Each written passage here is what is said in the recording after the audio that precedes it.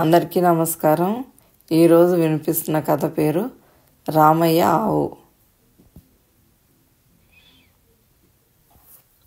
రామయ్య దగ్గర ఒక ఆవు ఉండేది. అది దండిగా పాలు ఇచ్చేది. ఆవును ఎంతో శ్రద్ధగా మేత కుడితి పెట్టి జాగ్రత్తగా చూసుకునేవాడు. అంతేగాక అతను దైవ స్వరూపంగా భావించి ప్రతి శుక్రవారం దానికి స్నానం చేయించి పసుపు కుంకుమలతో పూజ చేసి హారతి ఇచ్చేవాడు. ఆవు కొన్నాళ్లకు దూడను ఈనింది. రామయ్య ఎంతగానో సంతోషించాడు. పాల దిగుమతి మరింతగా పెరిగింది. కానీ ఒకరోజు ఆ ఆవు తప్పిపోయింది. ఎంత వెతికినా దొరకలేదు. రామయ్య చాలా విచారించాడు. దూడ కూడా తల్లి కోసం దిగులు పడింది.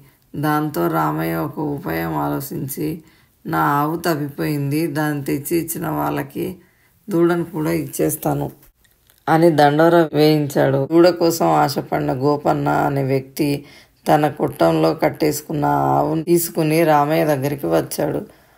ఆవును తెచ్చాను, దూడను కూడా ఇస్తే తీసుకుపోతాను అన్నాడు. దూడను గుర్తుపట్టిన ఆవు గోపన్నను ఒక తన్ను దన్ని దూడ దగ్గరికి పరిగెత్తింది. నడుము విరిగిన గోపన్న లబోదిబ్బమన్నాడు. రామయ్య తన ఆవు తనకు దక్కినందుకు, దూడకు తల్లి దొరికినందుకు సంతోషించారు. కథ సమాప్తం.